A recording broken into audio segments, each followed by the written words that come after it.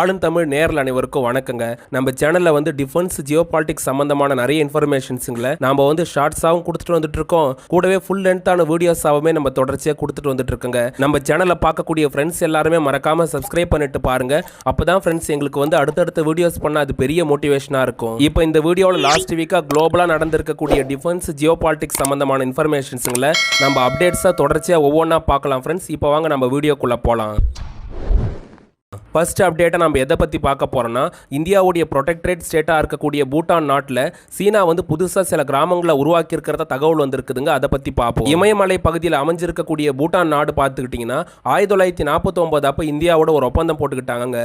அந்த ஒப்பந்தப்படி வந்து அவங்க இந்தியாவுடைய ஒரு ப்ரொடெக்டரேட் ஸ்டேட்டாக வந்து இருந்துட்டு இருக்காங்க. அதாவது இப்போ இருக்கக்கூடிய இந்தியாவுடைய மாநிலங்களை போல இந்தியாவுடைய மெயின்லேண்டோடு அவங்க இணையலை அப்படின்னாலும் 1949 இந்தியா பூட்டான் ஒப்பந்தப்படி அவங்க வந்து இந்தியாவுடைய ஒரு ப்ரொடெக்டரேட் ஸ்டேட்டாக இருந்துட்டு இருக்காங்க. அதாவது ப்ரொடெக்டரேட் ஸ்டேட்னா பூட்டானோடைய வெளியுறவு பாதுகாப்பு சம்பந்தப்பட்ட உள்கட்டமைப்பு உட்பட நிறைய விஷயங்களை வந்து இந்தியா பார்த்துக்குவாங்க அப்படின்றத அந்த ட்ரீட்டியில் சொல்லப்பட்டிருக்கு. இப்படி இருக்க போகும்போது பூட்டானோடைய நிலப்பரப்பை கைப்பற்றணுன்ற ஒரு நோக்கத்தோட சீனா வந்து பல வருஷமா வந்து செயல்பட்டு வந்துட்டு இருக்காங்க. அந்த மாதிரி தான் பூட்டானோடைய பகுதியாக இருக்கக்கூடிய டோக்லாம்ன்ற இடத்த சீனா உரிமை கொண்டாடிக்கிட்டு அந்த பகுதி மேலே தன்னுடைய ஆதிக்கத்தை வந்து செலுத்திட்டு வந்துட்டு இருக்காங்க. அங்கே 2017 சீனா ரோடு போட முயற்சி பண்ணப்ப இந்திய ராணுவம் வந்து அதை தடுத்து நிறுத்தினாங்க. இப்படி இருக்க போகும்போது இப்போ புதுசாக வந்திருக்கக்கூடிய தகவல் படி டோக்லாம் பகுதியில் சீனா அத்துமீறி வந்து 22 கிராமங்களை உருவாக்கி கடந்த 3-4 வருஷத்தில் அவங்களுடைய பீப்புள்ஸ் அங்கே வந்து குடியமர்த்தி இருக்கிறதா வந்து தகவல் வந்திருக்குதுங்க. இப்போ சீனாவுக்கு இந்தியாவுக்கு நடுவில் பெய்ஜிங்கில் 23வது உச்சி மாநாடு நடந்திருக்கக்கூடிய வேளையில் சீனா எப்படி லடாக்ல தன்னுடைய படைங்களை பின்வாங்கிக்கிட்டாங்களோ அதே மாதிரி சீக்கிரமாகவே டோக்லாம்லேருந்து அவங்களுடைய படைங்களை வந்து பின்வாங்கிக்குவாங்க. அதுக்கு வந்து அதிக வாய்ப்பு இருக்குது அப்படின்னு தான் ஜியோ பாலிட்டிக்கல் எக்ஸ்பர்ட்டுங்க வந்து சொல்கிறாங்க. அடுத்த அப்டேட்டை நம்ம எதை பற்றி பார்க்க போகிறோன்னா, இந்தியா வந்து தன்னுடைய ATAGS ஆர்ட்லரி கன்ஸை வந்து பாகிஸ்தான் பார்டரில் அதிகமாக டிப்ளாய் பண்ண இருக்காங்க. அதை பற்றி பார்ப்போம். எதிரிங்களோடு எதனா போர்னு ஒன்று ஏற்பட்டதுன்னா அப்போ தரைப்படையில் இருக்கக்கூடிய முக்கியமான ஒரு ஆயுதமாக ஆர்ட்லரி கன்ஸ் வந்து செயல்பட ஆரம்பிக்குங்க. ஏன்னா ஆர்ட்லரி கன்ஸ் மூலமாக எதிரிங்களோட நிலைகள் மேலே குறி வச்சு நம்ம தொடர் தாக்குதல் நடத்துறது மூலமாக நம்மளால் தரைப்படை வேகமாக முன்னேற்றி கொண்டு போக முடியும். குறிப்பிடத்தக்க அளவுக்கு நம்மளால் வெற்றி அடைய முடியுங்க.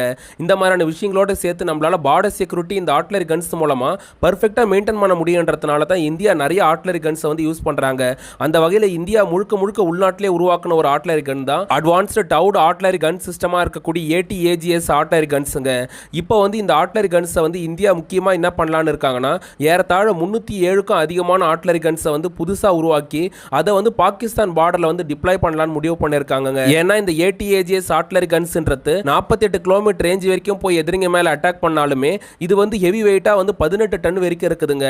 இந்த ஒரு காரணத்தினால ஹை ஆல்டிடியூடா இருக்கக்கூடிய லடாக் மாதிரியான இடங்கள்ல வந்து இந்த ஆர்ட்லரி கன்னை வந்து நம்மளால பிளேஸ் பண்ணி யூஸ் பண்றது கஷ்டமா இருக்கும். அதனால இந்தியா வந்து அங்க M777 அதுக்கப்புறம் TGS மாதிரியான ஆர்ட்லரி கன்ஸ் யூஸ் பண்ணிக்கலாம் அப்படின்னும், அதே வந்து ஹை ஆல்டிடியூட் ரீஜனா இல்லாத பாகிஸ்தான் அதுக்கப்புறம் வங்கதேசம் மியான்மர் மாதிரியான பார்டர்ஸ்ல வந்து இந்த ATAGS கன்ஸை வந்து புதுசா அதிகமா டிப்ளாய் பண்ணலாம்னு முடிவு பண்ணிருக்காங்க. அடுத்த 2-3 வருஷத்துக்குள்ளாரே 307க்கு அதிகமான ATAGS கன்ஸுங்க வந்து பாகிஸ்தான் பார்டர்ஸ்ல வந்து பார்டர் செக்யூரிட்டிக்காக டிப்ளாய் பண்ணப்பட இருக்குங்க. அடுத்த அப்டேட்டை நம்ம எதை பற்றி பார்க்க போகிறோன்னா, இந்தியா வந்து வடகொரியாவோட தன்னுடைய டிப்ளமேட்டிக் ரிலேஷன்ஷிப்பை புதுப்பிச்சிருக்காங்க. அதை பற்றி பார்ப்போம். வெறும் 3 கோடிக்கும் குறைவான மக்கள் தொகையை வச்சிருக்கக்கூடிய வடகொரியா நாடுன்றது உலகத்தில் மிகப்பெரிய ஒரு வல்லரசாக இருந்துட்டு இருக்கக்கூடிய அமெரிக்காவுடைய கண்ணிலே விரல விட்டு ஆட்டிக்கிட்டு இருக்காங்கன்னா அதாங்க யதார்த்தமான உண்மையாக இருக்குது. ஏன்னா வடகொரியா சின்ன நாடாக இருந்தாலுமே கூட ரஷ்யாவுடைய சப்போர்ட்டோடு அவங்க நியூக்ளியர் வெப்பன்ஸுங்களை உருவாக்கி தொடர்ச்சியாக டெஸ்ட் பண்ணிட்டு வந்துட்டு இருக்காங்க.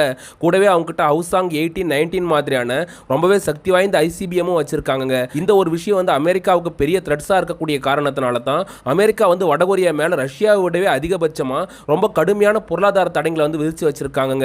இப்படி இருக்க போகும்போது இப்போ இந்த வருஷம் வந்து 2024 பார்த்துக்கிட்டோன்னா வடகொரியா கிட்ட உலகத்தில் பல நாடுங்க வந்து தன்னுடைய டிப்ளமேட்டிக் ரிலேஷன்ஷிப்பை புதுசாக புதுப்பிக்க ஆரம்பிச்சிருக்கிறதாகவும் ஜியோ பாலிட்டிக்கல் எக்ஸ்பர்ட்டுங்க வந்து சொல்கிறாங்க. இப்படி இருக்க போகும்போது வடகொரியாவோட இந்தியாவுக்கு இருக்கக்கூடிய டிப்ளமேட்டிக் ரிலேஷன்ஷிப் வந்து கம்மியாக இருக்கக்கூடிய பட்சத்தில் இப்போ புதுசாக ஒரு மாற்றம் வந்து வந்திருக்குதுங்க. வடகொரியாவுடைய தலைநகரமாக இருக்கக்கூடிய பியாங்யாங்கில் செயல்பட்டு வந்த இந்தியாவுடைய எம்பசி வந்து கொரோனா காரணமாக 2021 மூடப்பட்டுச்சுங்க. இப்போ வந்து அந்த டிப்ளமேட்டிக் ரிலேஷன்ஷிப்பை புதுப்பிக்கிற விதமாக இந்தியா வந்து மறுபடியும் அந்த எம்பசியை வந்து பியாங்யாங்கில் திறந்து அங்கே வந்து தன்னுடைய ஒர்க்கர்ஸை வந்து பழைய மாதிரியே செயல்பட வச்சிருக்காங்க. ரஷ்யாவுடைய நெருங்கி நட்பு நாடாக இருக்கக்கூடிய வடகொரியாவோட இந்தியா வந்து தன்னுடைய ரிலேஷன்ஷிப்பை புதுப்பிக்கிறதுக்கு முக்கிய காரணமாக ஜியோ பாலிட்டிக்கல் எக்ஸ்பர்ட்டுங்க என்ன சொல்றாங்கன்னா, இந்தியாவை சுற்றி இருக்கக்கூடிய பாகிஸ்தான் வங்கதேசம் மாலத்தீவு மாதிரியான நாடுங்க வடகொரியா கிட்ட இருந்து ஆயுதங்களை வாங்குறத வந்து தடுக்கிறதுக்கு இந்த மாதிரியான விஷயங்கள் வந்து பெரிய ஹெல்ப்பாக இருக்கும் அப்படின்ற மாதிரி வந்து சொல்றாங்க. அடுத்த அப்டேட்டை நம்ம எதை பற்றி பார்க்க போகிறோம்னா இந்தியாவும் ஸ்பெயினும் சேர்ந்து வந்து புதுசாக நீர்மூழ்கி கப்பலுங்களை உருவாக்க இருக்காங்க. அதை பற்றி பார்ப்போம். தென் சீன கடல் பகுதியில் பெரிய அளவில் ஆதிக்கம் செலுத்திட்டு வரக்கூடிய சீனாவுடைய PLA நேவி கிட்ட ஏறத்தாழ 50க்கும் அதிகமான டீசல் எலக்ட்ரிக் சம்மரைன்ஸுங்க, அதுக்கப்புறம் நியூக்ளியர் பவர்டு பெலஸ்டிக் சம்மரைன்ஸுங்க, இது மட்டும் இல்லாமல் நியூக்ளியர் அட்டாக் சம்மரைன்ஸுங்களுமே உண்டுங்க. இப்படி மொத்தமாக ஏறத்தாழ 60க்கும் அதிகமான சம்மரைன்ஸுங்க சீனா கிட்ட இருக்கக்கூடிய காரணத்தினால அவங்களால தென் சீன கடல் பகுதிக்கு அடுத்தபடியாக இந்தியன் ஓஷன் ரீஜன்லேயே அவங்களுடைய ஆதிக்கத்தை செலுத்துறதுக்கான வேலையில் ஈடுபட முடியுதுங்க. இந்த விஷயத்தை வந்து சரியான அளவுக்கு வந்து பதிலடி கொடுத்து தடுக்கணுன்றதுக்காகவே இந்தியாவை வந்து அதுக்கேற்ற மாதிரி இந்தியன் நேவியில் நிறைய மாற்றங்களை பண்ணிட்டு வந்துட்டு இருக்காங்க. ஒரு பக்கம் அரிகாந்த் கிளாஸ் சம்மரைன்ஸுங்களை தொடர்ச்சியாக உருவாக்கிட்டு வராங்க. கூடவே வந்து நியூக்ளியர் அட்டாக் சம்மரைன் கூட இப்போ 2 சம்மரைனை உருவாக்குறதுக்கான கன்ஸ்ட்ரக்ஷன் வந்து இந்தியா ஸ்டார்ட் பண்ண போறாங்க. இப்படி இந்தியன் நேவி வந்து தொடர்ச்சியாக டெஸ்ட்ராயர் ஷிப்புங்க, ஃப்ரிகேட் ஷிப்புங்க, அதுக்கப்புறம் சம்மரைன்ஸுங்களை உருவாக்கி இணைச்சிட்டு வரக்கூடிய இந்த ப்ராஜெக்ட்ல முக்கியமாக வந்து ப்ராஜெக்ட் 75I மூலமாக 6 சம்மரைனை வந்து இந்தியா உருவாக்க போறாங்க. அதுக்காக வந்து ஸ்பெயினோடைய நிறுவனமான நவாட்டியாவோட சேர்ந்து இந்தியாவுடைய LNTயும் ஒன்னா சேர்ந்து கொலாபரேஷனில் 6 சம்மரைன்ஸுங்களை வந்து கன்ஸ்ட்ரக்ட் பண்ண போறாங்க. இந்த 6 சம்மரைன்களும் வந்து டீசல் எலக்ட்ரிக் சம்மரைனா உருவாக போகுது. மேலும் தண்ணி கடியில் பல நாள் சர்வே பண்றதுக்கு ஏதுவா ஏர் இண்டிபெண்டன்ட் ப்ரொபல்ஷன் டெக்னாலஜியோட ஒரு ஸ்டெல்த் சம்மரைனா உருவாகக்கூடிய இந்த சம்மரைன்ஸ் ஸ்பெயினோட SAT கிளாஸ் சம்மரைன்ஸோட அட்வான்ஸ்டு வெர்ஷனா உருவாக போறதா டிஃபென்ஸ் எக்ஸ்பர்ட்டுங்க வந்து சொல்றாங்க. இப்படி உருவாக்கப்படக்கூடிய இந்த சம்மரைனுங்க வந்து சீக்கிரமாகவே இந்தியன் நேவியில் கமிஷன் செய்யப்பட போகும்போது இந்தியன் ஓஷன் ரீஜனில் இந்தியாவுடைய பாதுகாப்பு வந்து இன்னும் பன்மடங்கு அதிகமாக்க முடியுங்க. அடுத்த அப்டேட்டை நம்ம எதை பற்றி பார்க்க போகிறோன்னா பாகிஸ்தான் அவங்களுடைய விமானப்படையில் சீனாவுடைய 5th ஜென்ரேஷன் ஃபைட்டர் ஜெட்டுங்களை இணைக்க இருக்காங்களாம். அதை பற்றி பார்ப்போங்க. கடந்த சில வருஷமாகவே பாகிஸ்தான் வந்து பொருளாதார ரீதியாக பலவீனமாக இருந்தாலுமே கூட இந்தியாவுக்கு எதிராக செயல்படக்கூடிய விஷயத்தில் நாங்கள் பர்ஃபெக்டாக தான் இருக்கிறோம். நாங்கள் வந்து இந்தியாவுக்கு எதிரான பொட்டன்ஷியலோடு இருக்கிறோம். எங்கிட்ட வந்து அணு ஆயுதங்கள் இருக்குது. இந்தியாவை தாக்கக்கூடிய அளவுக்கு ஷாகின் 3 அபுபில் மாதிரியான பெலஸ்டிக் மிசைலை எங்ககிட்ட இருக்குது அப்படின்ற மாதிரிலாம் பேசிட்டு வரக்கூடிய அவங்க இந்தியாவுக்கு எதிராக ஸ்ட்ராட்டஜிக்காக மூவ் பண்ணுறதுக்கு நாங்கள் பெரிய அளவில் ஹெல்ப் பண்ணுறோம். எங்கிட்ட அதுக்கான பொட்டன்ஷியல் இருக்குது அப்படின்லாம் சீனா கிட்ட நிறைய பேச்செல்லாம் பேசி அவங்க கிட்ட இருந்து அதிகப்படியான கடனை வாங்கி தொடர்ச்சியாக யூஸ் பண்ணிட்டு வரக்கூடிய பாகிஸ்தான் அவங்களுடைய டிஃபென்ஸுக்கு வந்து சீனாவை தான் பெரிய அளவில் நம்பி இருக்காங்க.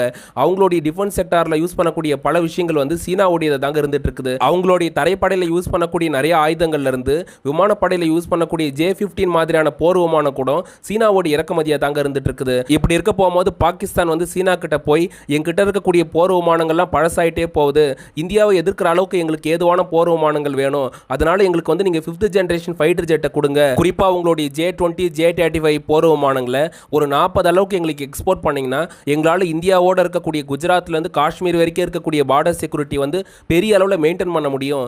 இது மட்டும் இல்லாமல் இந்தியாவோட எதனா போர்னு ஒன்று ஏற்பட்டதுன்னா எங்களால் வந்து அவங்கள ஃபேஸ் பண்றதுக்கு ஏதுவா இருக்கும் அப்படின்ற மாதிரி வந்து சொல்லியிருக்காங்க. பாகிஸ்தான் கையில் 5th ஜெனரேஷன் ஃபைட்டர் ஜெட்டுங்க கிடைச்சாலுமே கூட அதுக்கு சரியான பதிலடி கொடுக்கறதுக்கு ஏதுவா இந்தியா AMCA ப்ராஜெக்ட் மூலமாகவும் மேலும் ரஷ்யா கிட்ட இருந்து SU-57 போர் விமானங்களை இந்தியன் ஏர்ஃபோர்ஸில் டிப்ளாய் பண்ண இருக்கிறதா எக்ஸ்பர்ட்டுங்க சொல்கிறாங்க.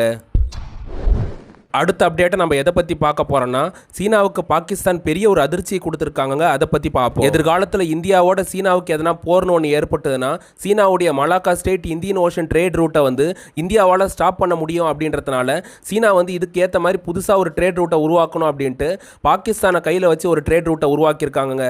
அதுதான் பாகிஸ்தான் சீனா எக்கனாமிக் காரிடார் அப்படின்னு சொல்லப்படக்கூடிய CPEC திட்டங்க.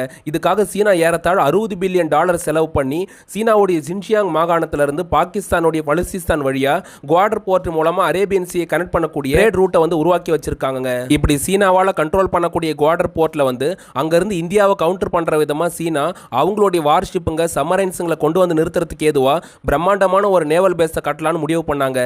இதுக்காக பாகிஸ்தான் கிட்ட இப்போ உயர்மட்ட பேச்சுவார்த்தை நடத்தினப்ப பாகிஸ்தான் சீனாவுக்கு பெருசா ஒரு செக் வச்சிருக்காங்க. அதாவது எங்களோட பார்டர்ஸை ஷேர் பண்ணிட்டு இருக்கக்கூடிய இந்தியா, ஈரான், ஆப்கானிஸ்தான் மாதிரியான நாடுகளோட எங்களுக்கு எதனா போர் ஏற்பட்டுச்சுன்னா சம்பந்தப்பட்ட அந்த நாடுங்க எங்க மேல நியூக்ளியர் அட்டாக் மாதிரியான விஷயங்களை பண்ண போகும்போது நீங்க வந்து எங்களுக்கு பெரிய அளவில் சப்போர்ட் பண்ணணும். குறிப்பா உங்களுடைய நியூக்ளியர் பவர்டு பெலஸ்டிக் சம்மரைன்ஸ்ல இருந்து நியூக்ளியர் மிசைல்ஸ் மூலமா சம்பந்தப்பட்ட நாடுங்க மேல நீங்க நியூக்ளியர் அட்டாக் பண்ணணும். அதுக்கான செகண்ட் ஸ்டே கெப்பாசிட்டிக்கான ஒப்பந்தத்தை நீங்க எங்களோட போட்டா மட்டும்தான் குவாடர் போர்ட்ல நீங்க நேவல் பேஸ் அமைக்கிறதுக்கு நாங்க ஒத்துக்குவோம், இல்லைன்னா அதுக்கான வாய்ப்பே இல்லைன்னு சொல்லியிருக்காங்க. வீடியோ பார்த்துட்டு இருக்கக்கூடிய ஃப்ரெண்ட்ஸ் எல்லாருமே வந்து மறக்காம சப்ஸ்கிரைப் பண்ணிக்கோங்க.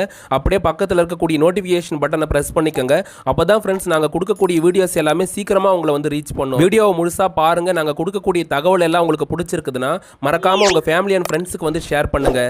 வீடியோ சம்மந்தமான உங்களுடைய கருத்துங்களையும் வந்து கமெண்ட் செக்ஷனில் பதிவு பண்ணுங்கள். இது எல்லாத்தையும் தாண்டி எங்களுக்கு எதனா உதவ நினச்சிங்கன்னா சூப்பர் தேங்க்ஸ் மூலமாகவும் QR கோடு மூலமாகவும் உங்களால் முடிஞ்ச ஹெல்ப்பை வந்து எங்களுக்கு பண்ணலாம் ஃப்ரெண்ட்ஸ். இதுக்கு அடுத்தபடியே எங்களுடைய டிராவல் சேனலாக இருக்கக்கூடிய வை பிரதர்ஸ் சேனலையும் மறக்காமல் சப்ஸ்கிரைப் பண்ணிக்கோங்க. டிஜிட்டலாக எங்களோட சேர்ந்து நிறைய இடங்களுக்கு வந்து உங்களால் பயணிக்க முடியுங்க.